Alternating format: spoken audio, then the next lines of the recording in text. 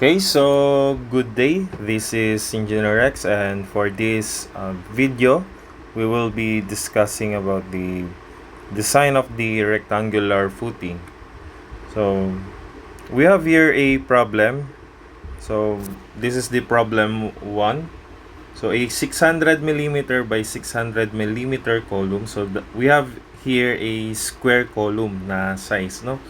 So kung makikita natin yan. So, ito yung ating column kasi. Itong part na yan. No? So, meron tayong rectangular, square dyan na size ng column. No? So, pagka tinignan kasi natin yan sa plan view, we have here a column na square, rectangle. Yan. Tapos, meron siyang column dito, no? So, top view ito. Tapos, ito yung pinaka front view. And this is the top view. Okay? So, yung 600 mm by 600 mm, ito po yun. Then, carries a total live load of 1,200. So, if this is our actual load P, so, let's say, meron tayo ditong dead load, service dead load, and service live load. So, sabi niya dyan, carries a live load of 1,200 kilonewton. Tapos, 1,500 naman daw sa dead load. Okay? Then, the column is to be supported by a rectangular spread footing whose width is limited to 3 meters.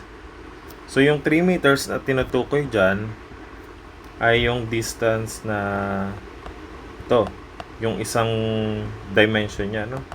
So, depende kung yan ba ay magiging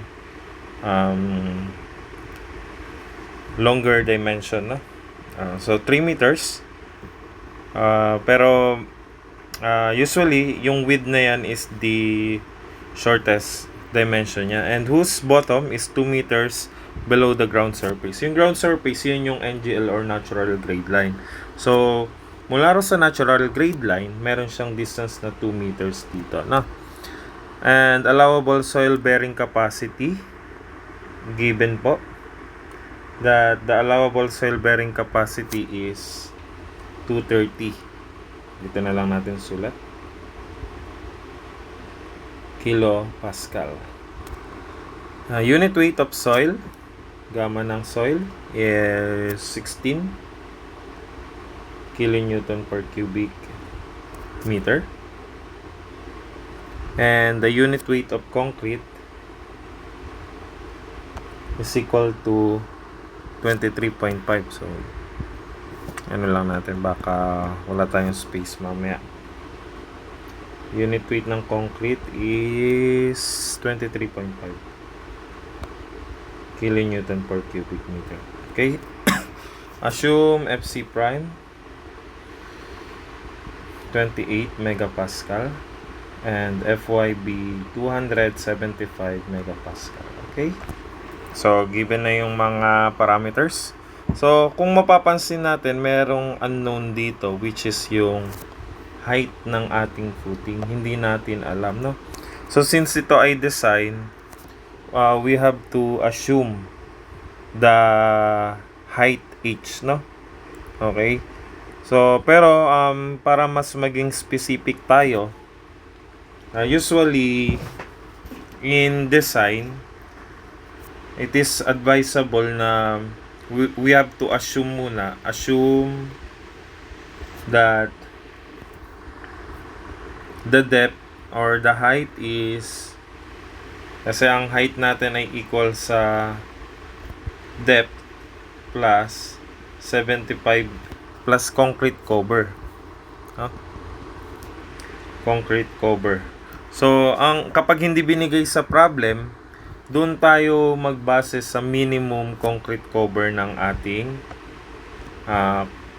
footing, no? So, minimum concrete cover is 75 millimeter. Minimum po yan based sa NSCP 2010 or 2015. So, kung hindi binigay sa problem, yung minimum na po yung gagamitin natin. Then, yung ating depth naman po is, we can assume muna tayo. Assume lang to. So, hindi pa ito yung talagang value ng depth. So, that is 20% of the width ng puting.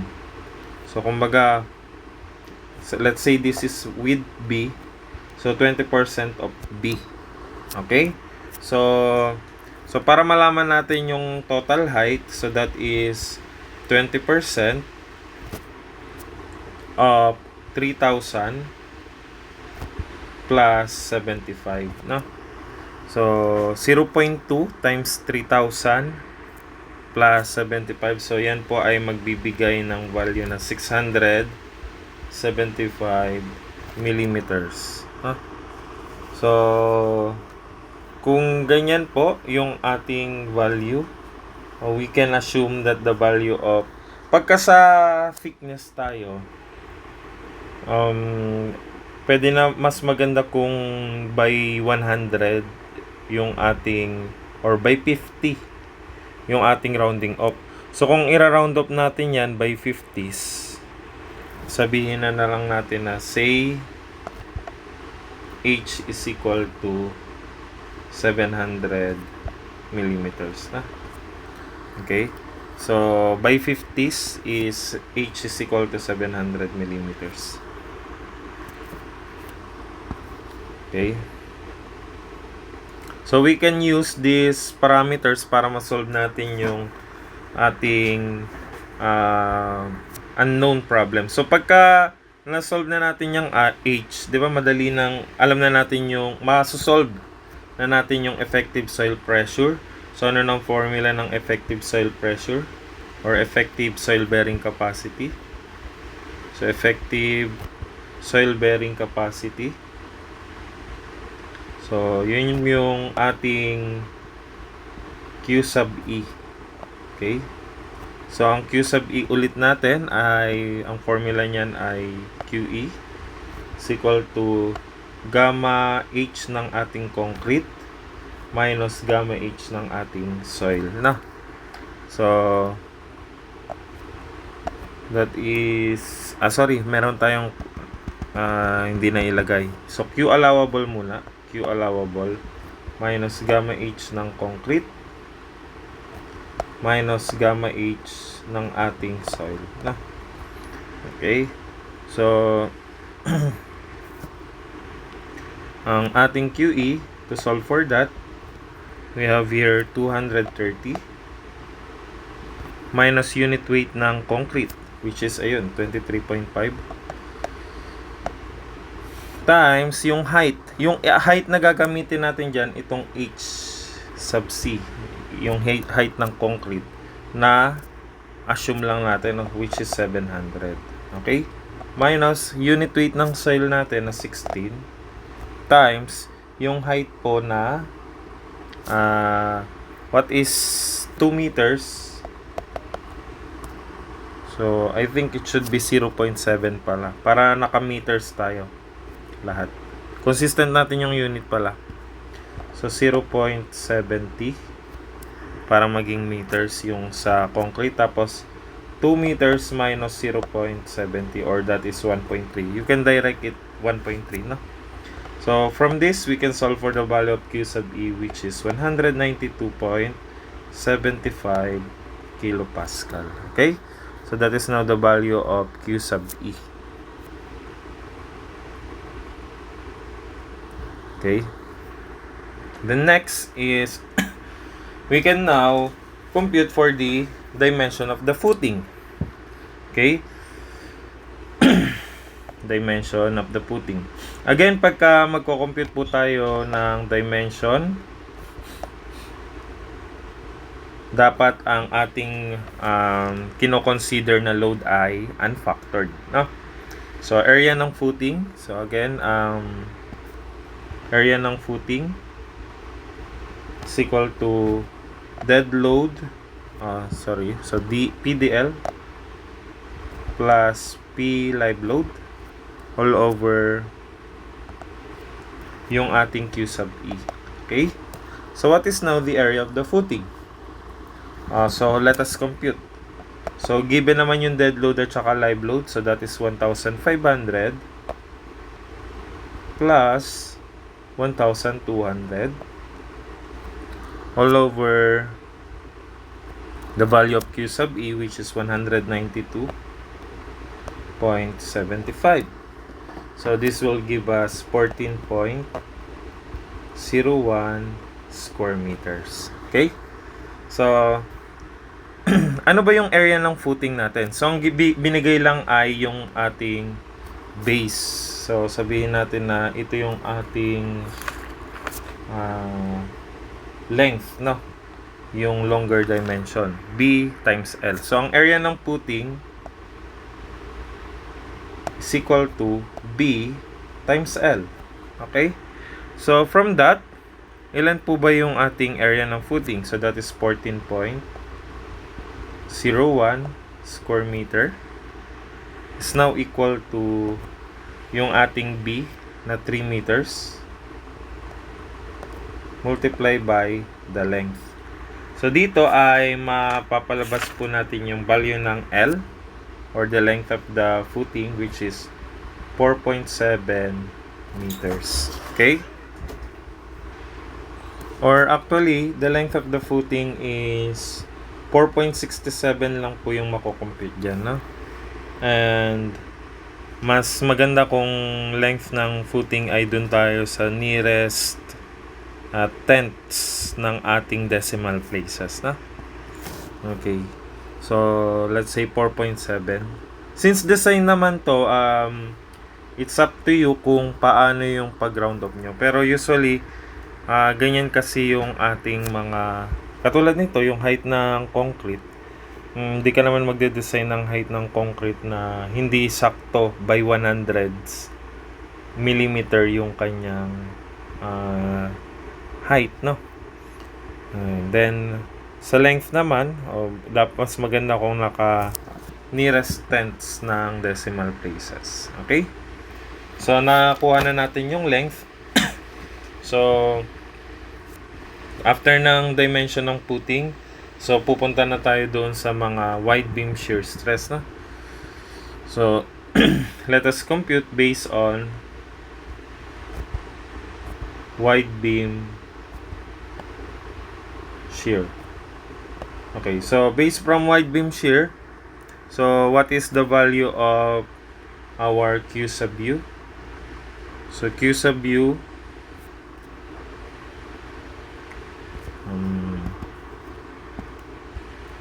so ito, kung matatandaan nyo, pag nag-start na tayo sa wide beam shear, dapat ay factored load na po yung mga value ng loads natin. So that is 1.2 ng yung sa ating dead load plus 1.6 ng ating live load divided by the area of the footing. Okay? So, applying this formula, so that is 1.2 ng yung ating dead load ay ayan, 1,500. Tapos 1.6 ng 1,200 all over the area of the footing. Wherein the area of the footing is 3 multiplied by 4.7. Okay? So, by computing this, so the value of QU is 263.83 kilopascal. Okay? Then, let us compute for this QU in terms of megapascal. So, para maging megapascal yan, i-divide nyo lang ng 1,000, no?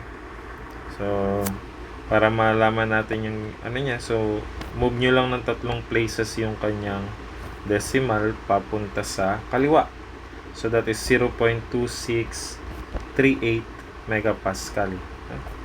Or yung megapascal na yan ay Newton per square millimeter. Same lang po yan, no? So, meron na tayo ditong QU value. So, next naman ay solve natin yung ating value ng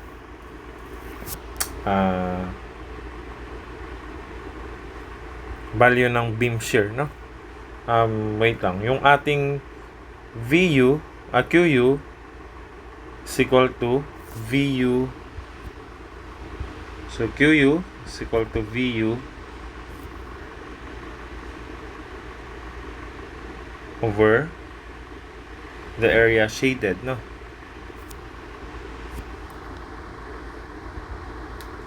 O yung ating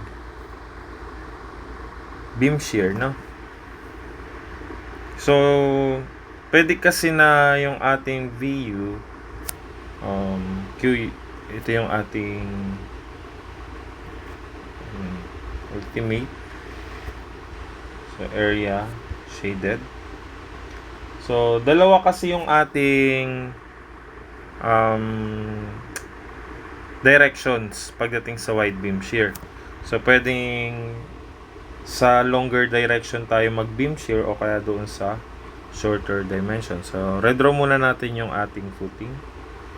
So, kung ito po yung ating footing, tapos meron siyang 600 by 600.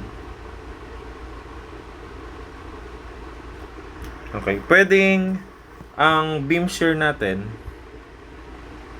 ay itong part na to. So, sabi, pagka beam shear, it occurs at a distance D from the face of the column. Okay, so ito po yun. So, let's say this is distance D. Tapos, yung matitira dito ay ilan po ba yung ating kabuuan?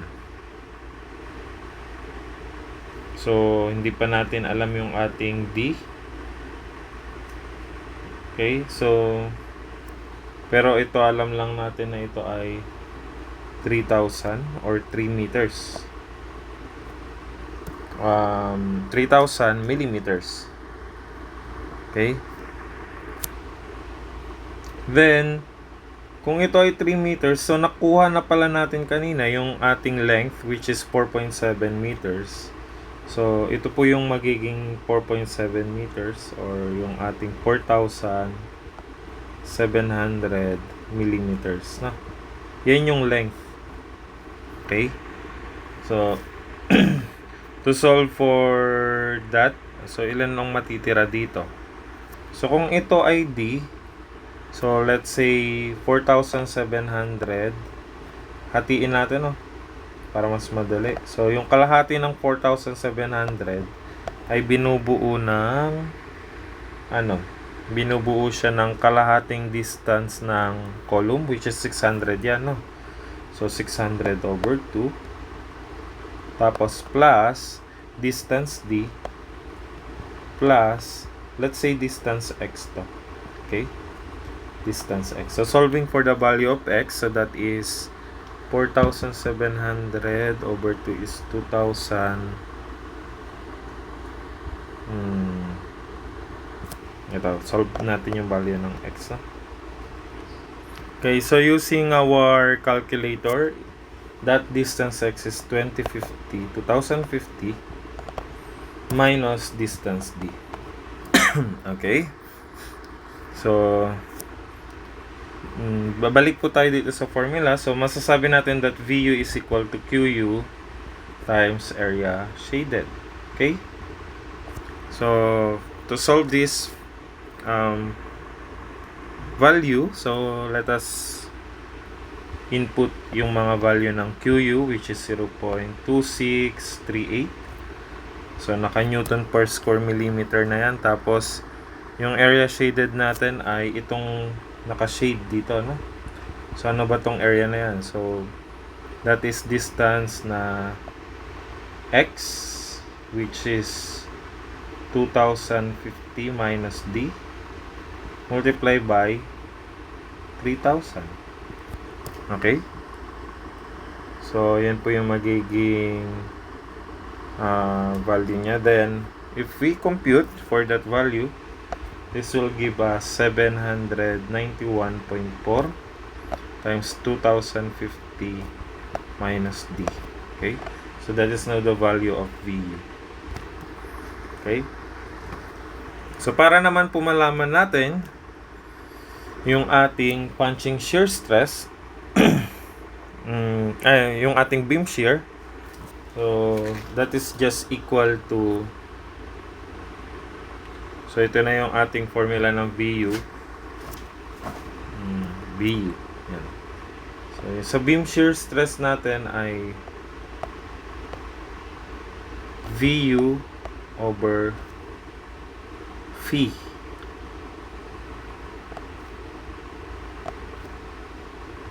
times PD, or yung area ng parallel doon sa part ng beam shear, no?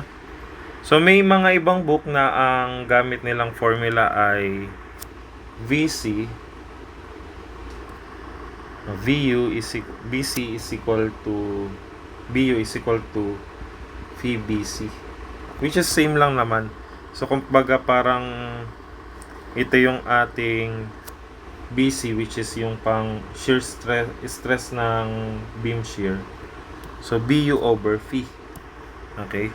So ang magiging formula lang nito, VC is equal to VU over phi. Yan, no? Tapos may BD na denominator, no? So ito yung formula natin. Sige, dito na lang tayo mag-stick sa formula natin. So we have here beam stress ay ilan ba yung formula natin dito? We have the 1/6 square root of FC prime. Ilan ba yung FC prime natin? Sige, formula muna natin, no? 1/6 square root of FC prime is equal to yung ating VU over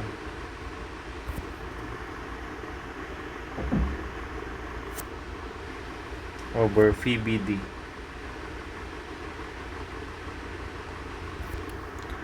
Okay. So apply natin yung formula. So 1/6 square root of FC prime is, ang FC prime na given natin ay 28. Ayan. 1/6 square root of 28 is equal to VU. So ang VU natin ay, ayun po, 791.4 times 2850 minus D all over the reduction factor, which is 0.75, tapos multiply by the BW times D.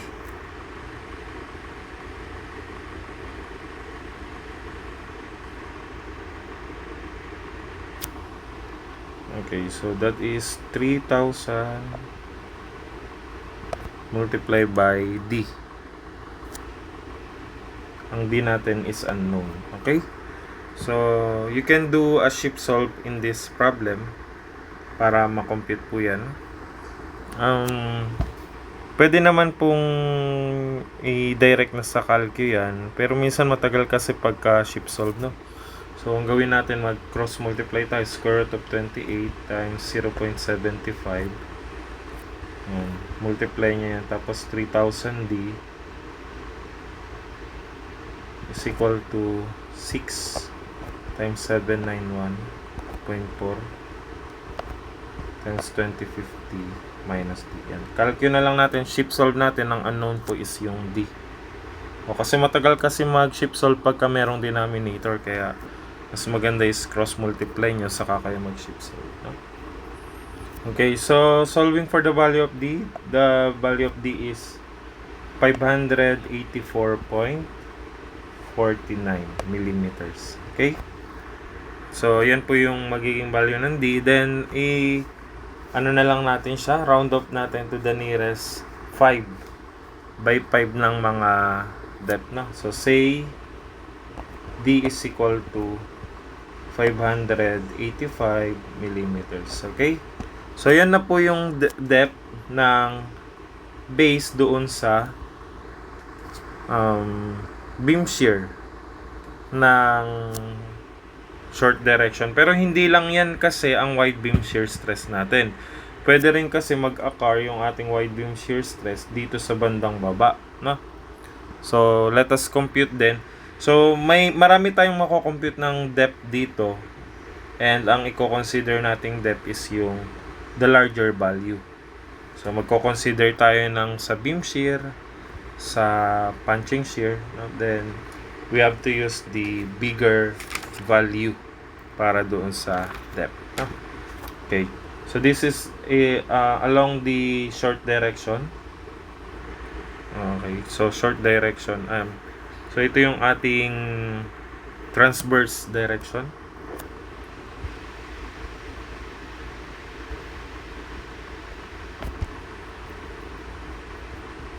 So, first part na. Then, for the longitudinal direction,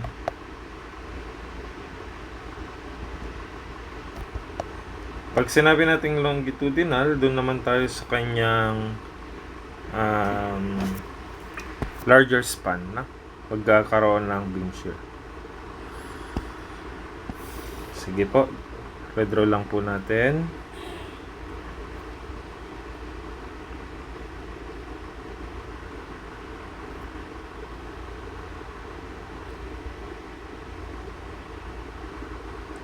So, ito yung ating footing, then meron tayong column. So, paano naman kung mangyayari na dito siya sa span na to mag-a-occur yung ating gamit tayong ibang kulay. So, let's say ito naman yung kanyang beam shear. So, ito yung area naman na i-consider natin, no? Okay? So, again, 600 by 600 pa rin po ito. Same lang po, no? So, for the longitudinal direction, so, okay na tayo dito sa QU. So, dito na tayo sa VU. VU is equal to... So, another computation na naman to. So, QU times area shaded. Okay? So, again, yung dimension natin ay 4,700 millimeters by 3,000 or 3 millimeters. Yan. 3,000 millimeters. So, ang distance D naman dito ay nandito sa direction na to. So, this is the distance D from the face of the column. Okay? So, kung ito ay distance X, so, let us solve for the distance X2. Sabihin natin X2 kasi gumamit na tayo ng X pala dito. X1. X1, no? So, to solve for the value of X2, so that is 3,000. Kalahati yung consider ulit natin over 2 is equal to 600 over 2 plus D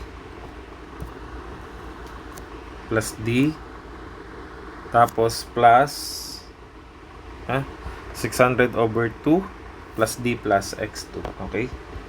So, sabihin natin X2 para hindi tayo magkalituan kasi may nagamit na tayong X doon. So, the value of X2 is now equal to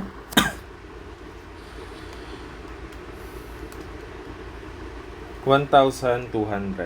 So, 1,200 minus D. Okay? So, that is now the value of X2. So, to solve for VU, so that is QU. Na-solve na natin yung QU. 0.2638. 0.2638 multiply by the area shaded. So what is the area shaded? The area shaded now is 4,700 multiply by 1,200 minus D. Okay? Then solve lang natin yung value ng VU para mas simplify. So multiply nyo yung 0.2638 sa 4,700. So, this will give us 1,239.86 multiply by 1,200 minus D. Okay? So, then, again, formula natin, na-compute na natin yung VU. So, apply na natin yung ating formula na beam shear stress. So, beam shear stress is equal to VU over VBD.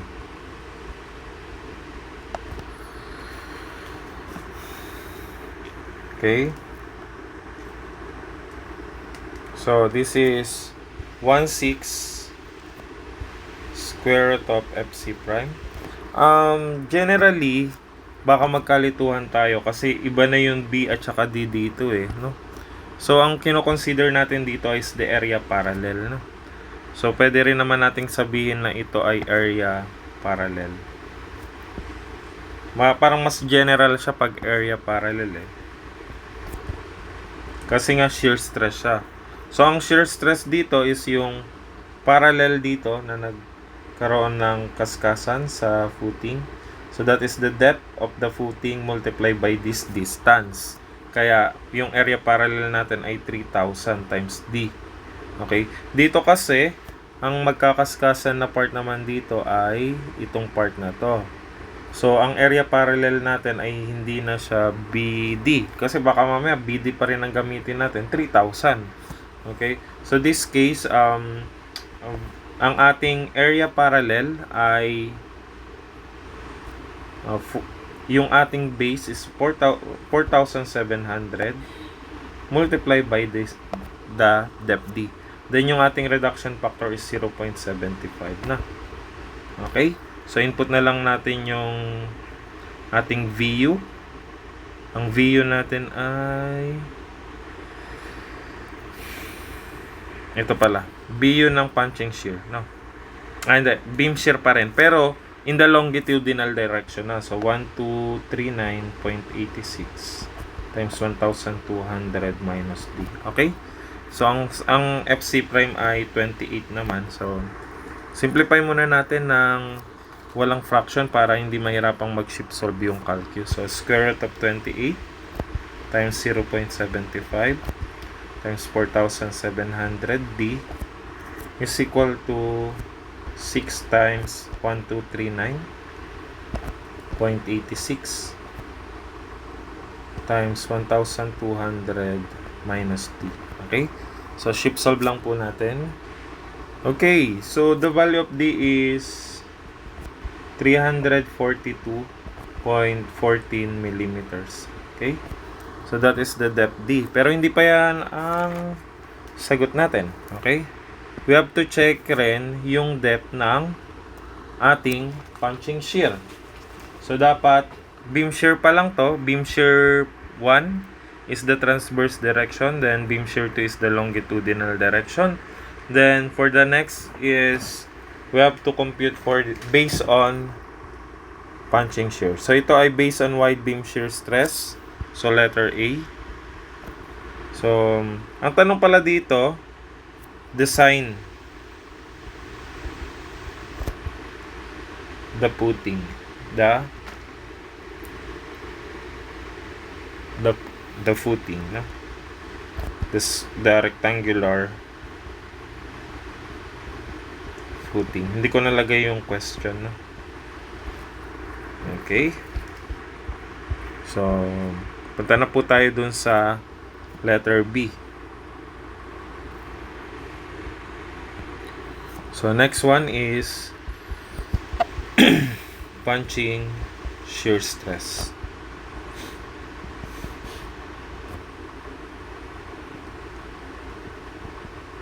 Okay, so for the punching shear stress, so QU, yung na-compute natin QU dito, yan pa rin naman, no?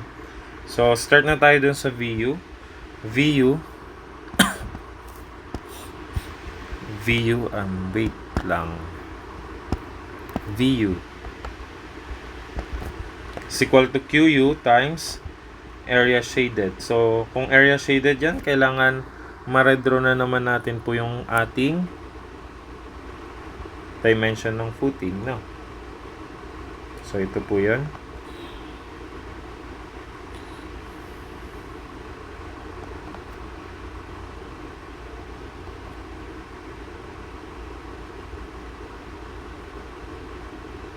So, ang punching shear natin ay nag-a-occur at a distance d from the face of the from the surroundings ng column yan no? So, let's say, gagawa ko ng another square dito.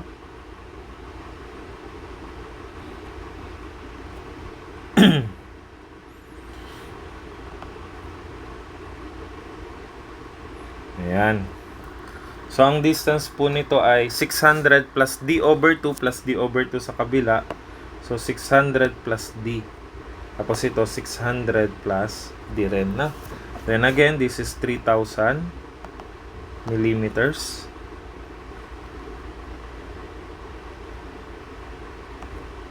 And 4,700 millimeters. Okay?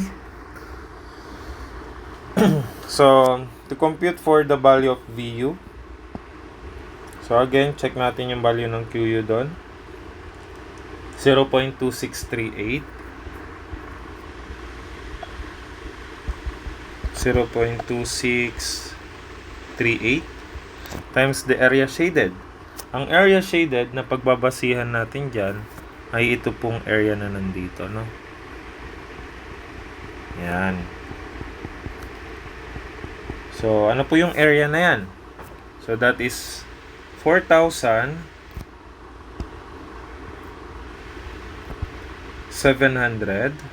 times 3,000 minus the area shaded is, dahil square lang naman yan, so 600 plus d quantity squared. Okay? So, yan na lang po yung gamitin natin.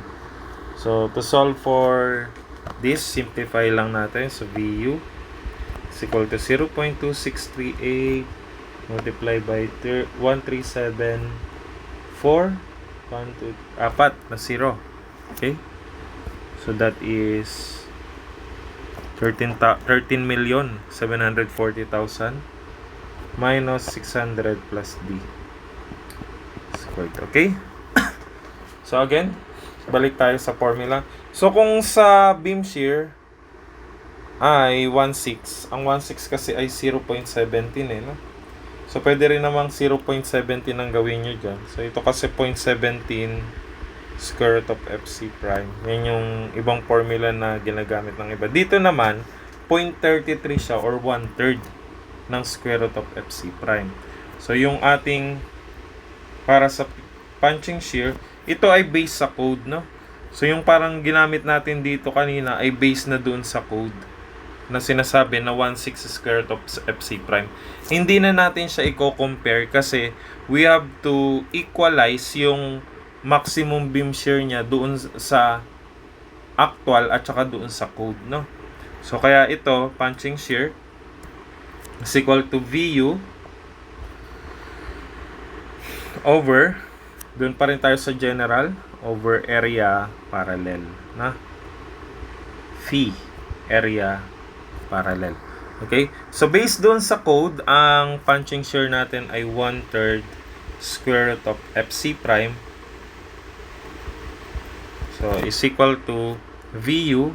So, ito na yung VU natin. So, that is 0.2638 multiply by 13,740,000 minus 600 plus D quantity squared. Okay? All over the value of phi. Okay, so the value of phi is 0.75 multiply by area parallel. Ang area parallel po natin dyan is yung ating area dito na nagkiskisan. So, yan, no? So, D times yung perimeter ng ating punching shear, no? So, that is D multiply by 600 plus D. Pero apat yan. So, times 4 tayo. Okay?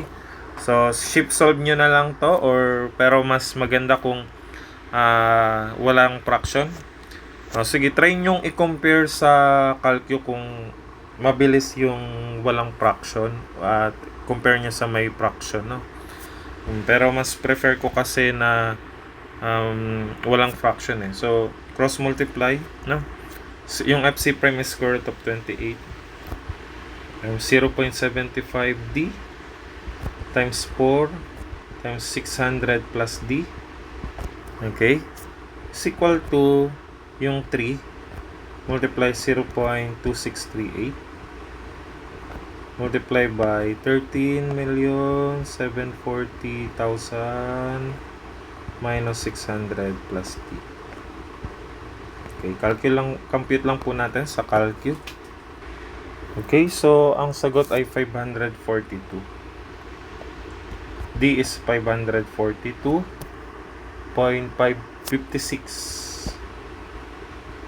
mm. So say D is equal to 545 millimeters. Okay, so yan naman yung base doon sa punching shear na depth.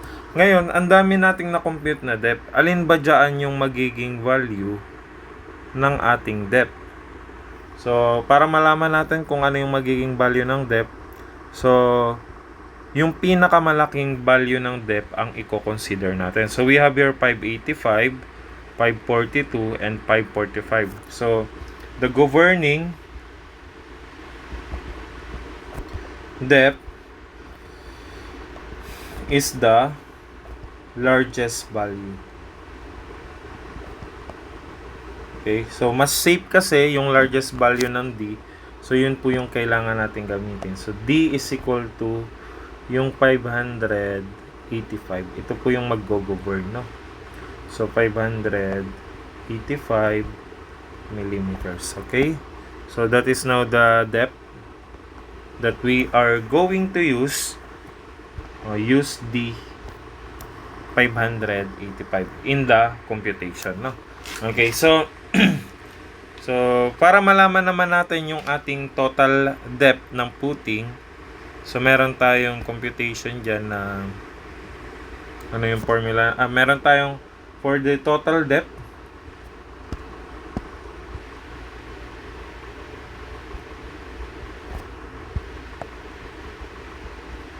of footing,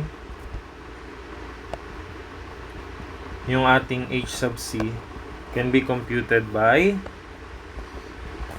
so yung depth natin plus, so kung mapapansin natin, ang bakal kasi natin ay meron tayo ditong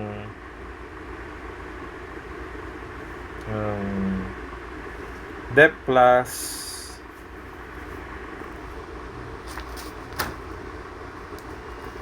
okay, so meron tayong depth na i-consider na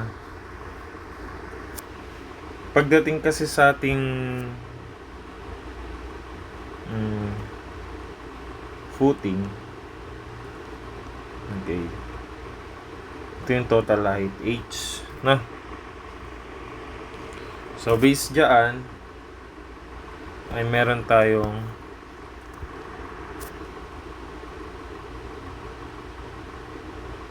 ito yung rebar sa baba. Tapos meron rin tayong rebar dun sa taas. Ha? Okay, so base dyan, so ito yung total depth.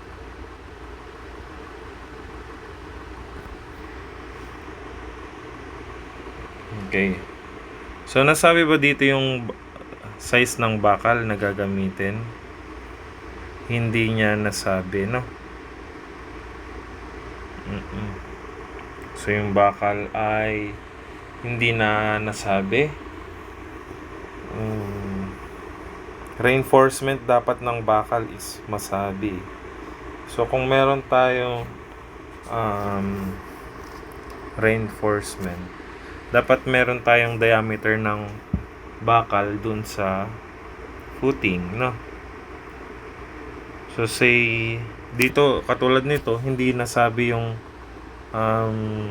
size ng bakal, pero kung nasabi yung size ng bakal, magpo plus 1.5 diameter bar tayo, no? Okay. So,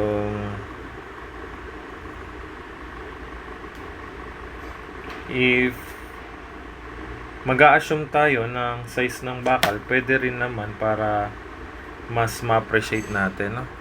So, lagay natin dito. Use 25 mm diameter of bars. Okay. Dagdag na lang natin sa information yan. Para sa bakal ng puting. So, ayan. Meron tayo ditong 1.5 ng diameter ng bars. Ito yun. 1.5 dB. Okay. So, depth plus 1.5 diameter ng bars plus the concrete cover. So, ang depth natin ay 585 plus 1.5 ng diameter ng bars. So, sabihin natin use 25 mm. So, dapat given yan na yung diameter ng bakal natin. So, 25 plus the concrete cover, which is the concrete cover is given by 75. Minimum tayo, no? Okay, so ang HC natin will be 697.5 millimeters, which is less than doon sa inassume nating value ng assume HC na 700 millimeters. So therefore, okay. Pasok po yung ating value, na. So kung lumampas man siya, we have to recompute yung value ng HC. So let's say naging 720 millimeters to, ay kailangan nating mag-adjust doon sa value ng H sub C, para hanggang mangyari na maging less than dapat yung value ng computed HC natin. This is the computed doon sa assumed AC, H sub C.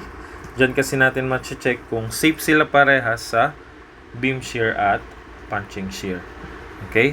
So, yan po. And for the third one, let us continue to solve.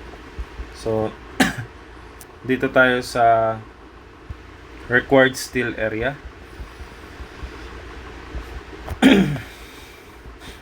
So, medyo matrabaho talaga pagka sa design na or yung ating AS. Okay, so let us draw the footing again. So, meron tayong footing dito. Tapos, meron tayo ditong length. Yan. Na ganyan.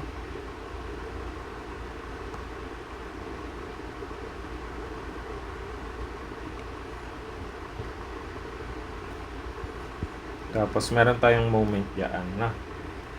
So, yan yung ating MU. So, meron tayo dito uniform load lang kasi wala tayong moment dito sa mismong column natin, na. So, ito yung value ng QU, which is equal to 263.8. Yung 263.8 ng QU dito kanina.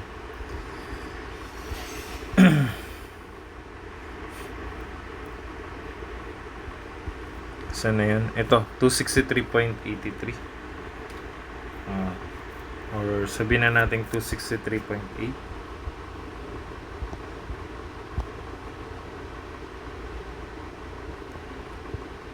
Kilopascal. No? Okay. So, the value of moment MU.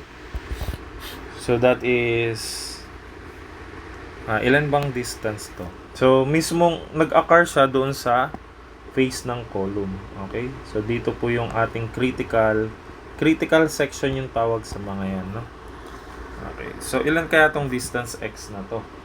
So, dapat ma-locate muna natin itong distance na to. Distance X3. Okay? So, dalawa yan, pwede kasing sa long span direction tayo mag-consider. Ibig sabihin, kung long span direction ang kino-consider natin, ito po ay plan view na naman tayo para mas ma-visualize natin, no? Okay. So, ito yung ating 4.7 meters. Tapos, ito yung ating 3 meters. So, yung critical section natin ay nandito. Tapos, nandito naman yung ating column dimension, no? Okay. So, kung yan yung ating dimension, so, meron tayo ditong distance, meron tayo ditong area na to, no? So, magiging value niyan, so distance x to. So, solve natin yung distance value ng x3. So, let's say x3. Okay, so that is yung ating 4.7 4,700. Gawin na lang natin millimeters over 2.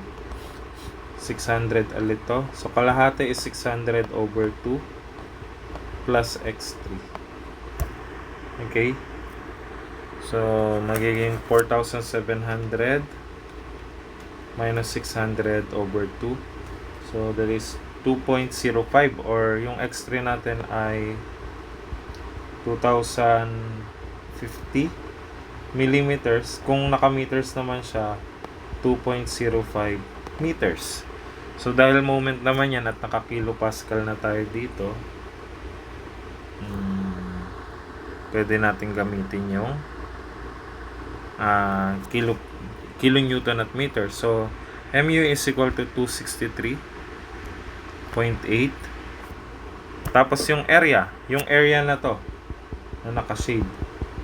So, 3 times yung value ng x3, which is 2.05. Tapos, centroid ng ating uniform load, 2.05 over 2. Okay? So, the value of mu here will give us 1,662.93 kilonewton meter. Okay? Then, solving for the value of still ratio. So, Ru is equal to mu over VBD squared. So, the value of mu is 1,662.93. So, para maging Newton millimeter yan, times 10 raised to 6 na lang natin. All over. Okay. What is the reduction factor pagdating sa bending? So, yung kanina ay 0.75 dahil siya ay shear. Pagka tayo ay nasa bending, assume natin that phi is tension controlled or equal yan sa 0.90, no? So, laging mag-yield ang bakal. So, 0.90 multiply by yung base natin is 3,000. So, ito yan, no? Yung part na yan. Tapos, yung D natin is D. Yung governing value ng D natin na na-compute, yun na po yung gagamitin natin. So, that is 585 squared. Okay? So, compute for the value of Ru. So, that value of Ru is 1.80 megapascal. Okay? So, to solve for the value of Rho, so, recall lang natin yung sa ating RCD, 0.85 FC prime over Fy, 1 minus square root of 1 minus 2 Ru over 0.85 FC prime. Okay?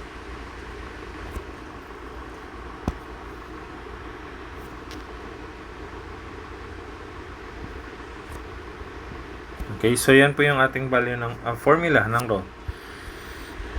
So that is 0.85, 28 over 275. 1 minus the square root of 1 minus 2 times Ru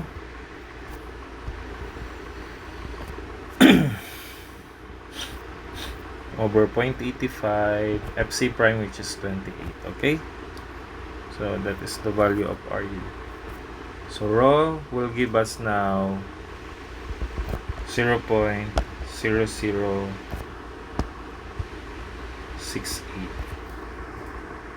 Okay? So, check natin sa minimum kung pasok, no? So, ang raw mean natin ay equal sa 1.4 over Fy. So, that is 1.4 over 275. So, that is 0.0051. So, we choose the larger value between them, no? So, ang minimum ay 0.0051. Ang raw naman natin ay 0.0068. So, use the value of raw B equal to 0.0068. Hindi naman siya bumaba doon sa minimum. Kaya okay na gamitin natin yung raw actual value, which is 0.0068. Okay? Then, to compute for the value of AS, that is raw BD. So, that is 0.0068 multiplied by the base B, which is yung ating 3,000. So, ito ang kino-consider natin ay long direction. Along long direction. Dalawa na naman to. May long direction tapos meron tayong short direction. So, yung base natin ay 3,000 multiply by yung depth D na 500. Ilan yung depth natin? 585 yun no? Ayun, 585. So, 585. Okay? So, to solve for the value of AS, this will give us 11,934 millimeters squared. Okay? So, the number of 25 millimeter diameter is just equal to AS over yung area ng 25 millimeter diameter. So, that is 11,934 millimeters squared all over 5 over 4 times 25 squared. Okay?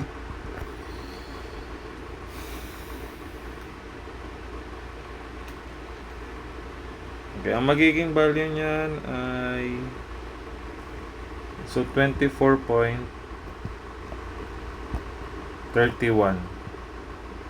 So, say dahil wala namang 24.31 pieces, round up tayo. So, say 25 pieces po. Yan yung number ng bakal natin sa short direction. Pagdating naman po sa long direction, long direction to. Okay? 4.7 meters yung ginawa natin. So, pwede rin naman along short direction. So, kung along short direction,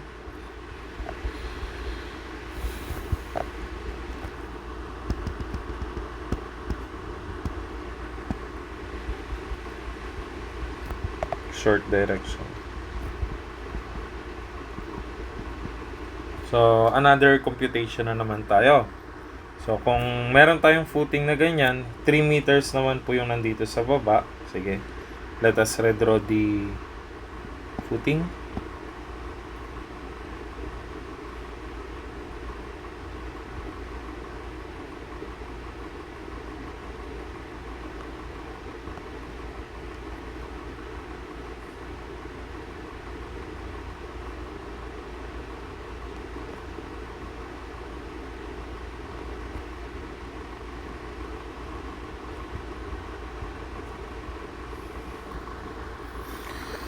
So, meron tayo ditong footing na ang distance naman na nito ay along short direction na siya. So, pahaba naman ang mangyayari dito.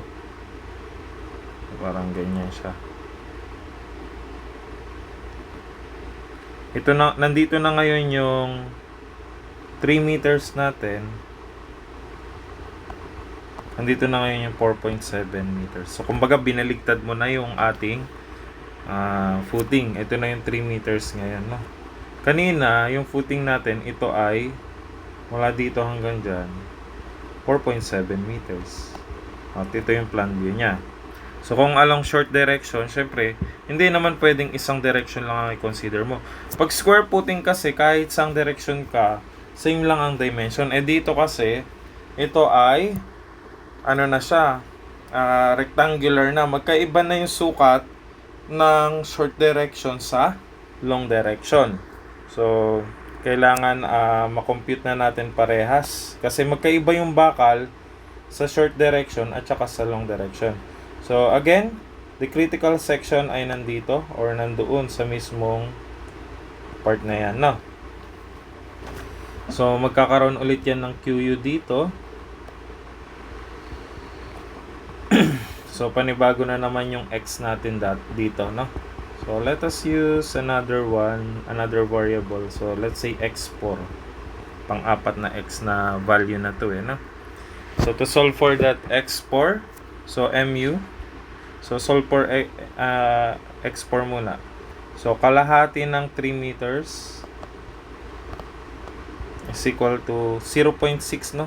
Maganda, naka-meters na yan. 0.6 over 2 plus X4. Okay? So, 3 minus 0.6 over 2, solving for the value of X4, that is 1.2 meters. Okay? So, kung 1.2 meters yan, so, again, summation ng moment. So, MU is now equal to yung area ng QU.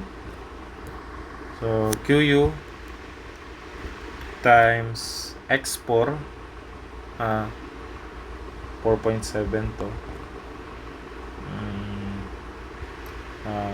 4.7 times X4 times X4 over 2. Okay? So, to solve for MU, that is QU, 263. 263. So, 263 yung QU natin Ayan. Ito po, 263.8 na. So, 263.8 times 4.7 multiply by X4. Ang X4 natin ay 1.2 multiply by 1.2 over 2. Okay, solving for the value of MU, this will give us 892.70 kilonewton meter. Okay, then after solving for the value of MU, so let us compute for the flexural resistance RU. So that is MU over phi BD squared. Okay, so 892.70 times 10 raised to 6 all over yung phi natin. Always yan P is 0.90. Laging nag-yield ang bakal pagdating sa foundation engineering or sa footing, sa design ng footing. So 0.90 times yung B natin na 4,700 multiply by D na 585 then squared. Okay, so solving for the value of RU will get 0.62 megapascal.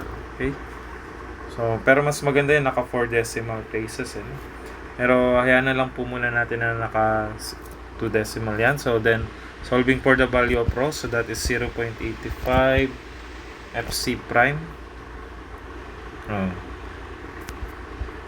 FC prime is 28 over Fy na 275 multiply by 1 minus square root ng 1 minus 2RU.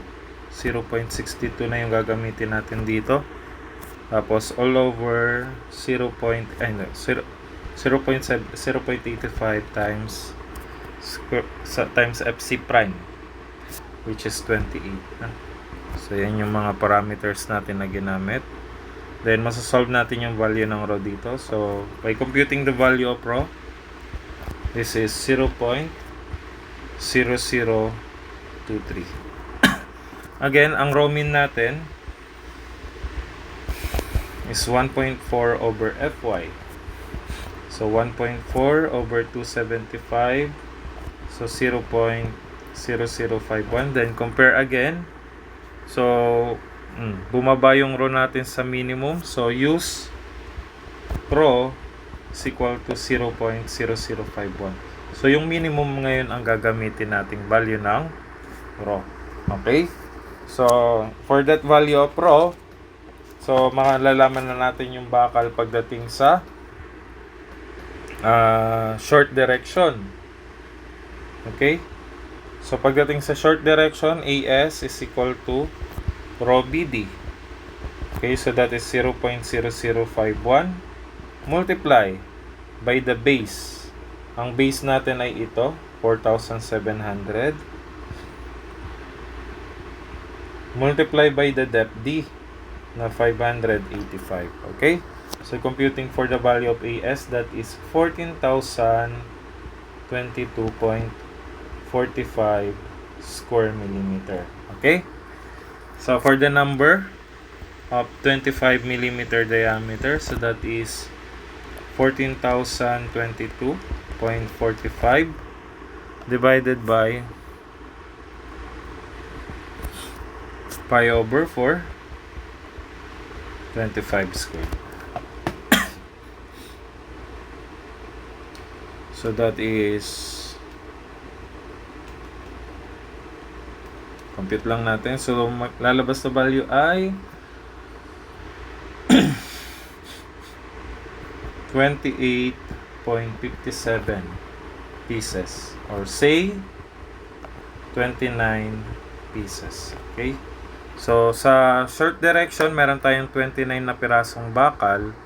Pagdating naman sa long direction ay 25. Okay? So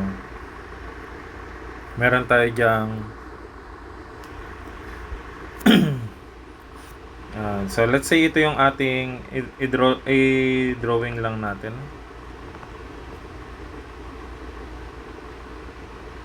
Yan. Asan ba yung mas malaki dito? Sige, drawing na lang natin ng ganito siya. Yan. So, ibig sabihin, pagdating doon sa kanyang long direction, meron tayong bakal na ilang piraso? 25 piraso. Ayan o, 25. So, pagkadating dito sa long direction, meron tayong bakal dyan.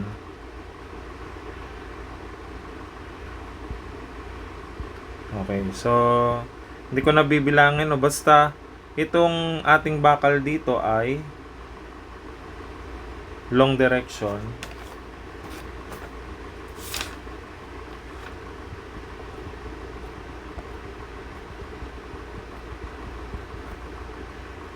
So, yung ating long direction is 25 25 na? 25 dash 25 mm diameter. Samantalang dito naman sa short direction, meron tayong bakal na gamit tayong ibang kulay. So, ganyan, no? So, yung mga bakal naman po na nandito, yan, yung mga lahat ng bakal na nandito ay meron siyang bakal na 29 pieces na 25 millimeter diameter, na. So, kung gusto nyong malaman yung spacing ng bakal, ay pwede rin po nating makompute, no? So, pero ito po yung kanyang number of bars. So, pwede po tayong pumili dyan ng magiging diameter. Pwede nating i-detail na ganyan, no? So, makikita nyo, meron tayong bakal pagdating sa long direction and these are short direction.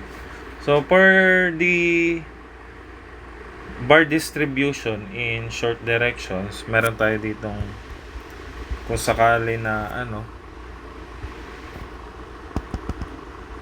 kailangan kasi ma-detail natin yung Yung sa long direction is wala nang problema. Basic kasi sa code, meron tayong bar distribution, no? In short directions. Hahatiin kasi yan sa center band at saka sa outer band. So, kumbaga parang meron tayo ditong bakal.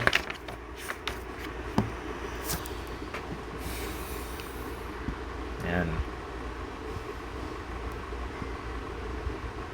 Pagdating sa short direction lang naman merong provision na ganito na pagdating sa bakal ay dapat maano natin siya, magkaroon siya ng tinatawag na outer band at saka center band, no? So, let's say ito yung tinatawag na center band, yung nasa gitna. Okay. So, mula dito, kumbaga yung distribution ng bakal dito sa center band. Ito ay tinatawag na center band.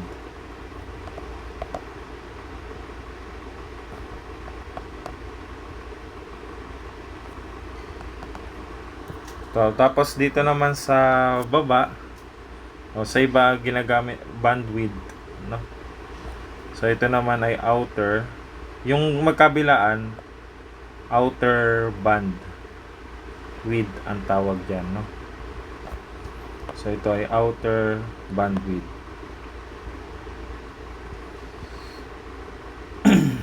Okay? So, may formula kasi yan. Along center band,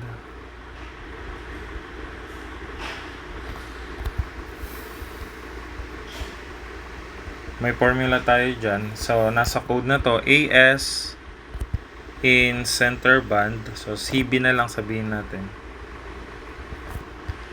Tapos, over the total AS in short direction is equal to yung total AS yan, is equal to 2 over beta plus 1, wherein yung ating beta is equal to the long side over the short span direction, short side, no? Short side. Okay? Tapos yan na po yung ating magiging value ng ating AS pagdating sa center band. Okay. So, take note na lang po natin itong mga formula natin.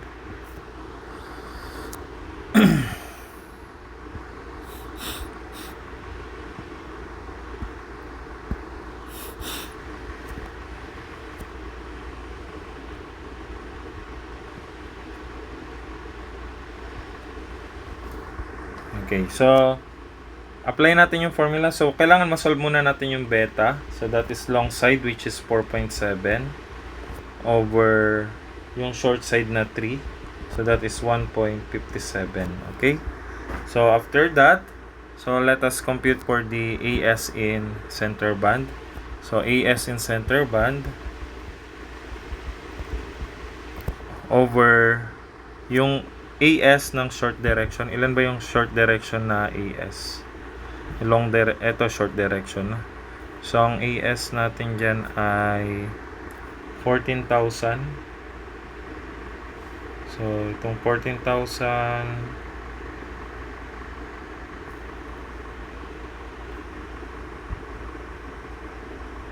total AS.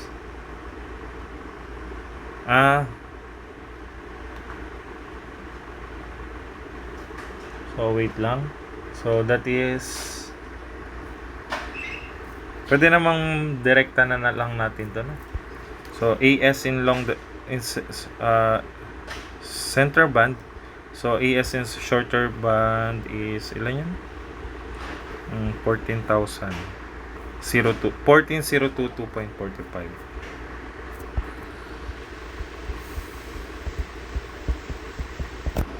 is equal to 2 over beta plus 1. So, imbes na isulat ko ng beta plus 1, pwede naman 4.7 over 3 plus 1 na lang para mas accurate siya. So, AS in center band ay makocompute na natin. So, that is 2 times 1402.45.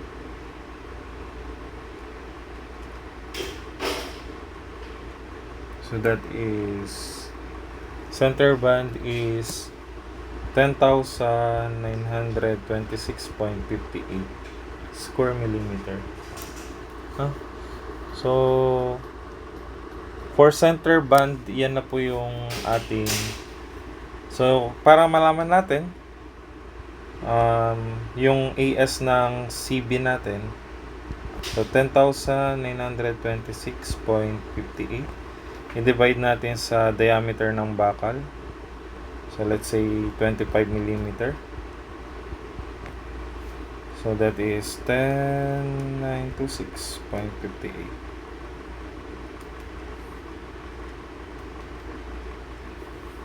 So, 22.26. So, say 23 pieces. Okay? So, kung 23 pieces yan, ang outer band naman natin ay ilan? So, sabi natin ay merong ilan ba ang total AS ng ating bakal sa short direction? 25. So, N outer band. So, N, ito. So, yung N AS ng outer band, OB, sabihin natin. So, that is AS, total AS ng short direction, minus yung AS ng center band. So, ilan ba yung total na short direction natin? 25 minus 23. So, ang matitira sa outer band is 2 pieces na. So, yan yung NAS ng outer band. Okay? So, this is now the answer for this problem. Okay? So, meron tayong 2 pirasong para sa outer band, tapos meron rin tayong 23 pieces para sa center band. Okay, so yung details ng bakal niya ay 23 sa gitna. Yan, medyo masinsin dito. Tapos isa na lang yung natira dito at saka isa dyan kasi dalawa no? Okay. So kumbaga medyo mas masinsin dyan sa gitna kasi nandyan yung mismong bigat ng footing. Pagdating sa outer band, kahit hindi na ganong maraming bakal, since hindi naman ganong subjected sa weight ng footing yung ating spread footing. Okay, so yun lang po for this video and I hope you learn from this video tutorial. So again, this is Engineer Rex and see you again for the next example of this rectangular footing. So thank you for watching.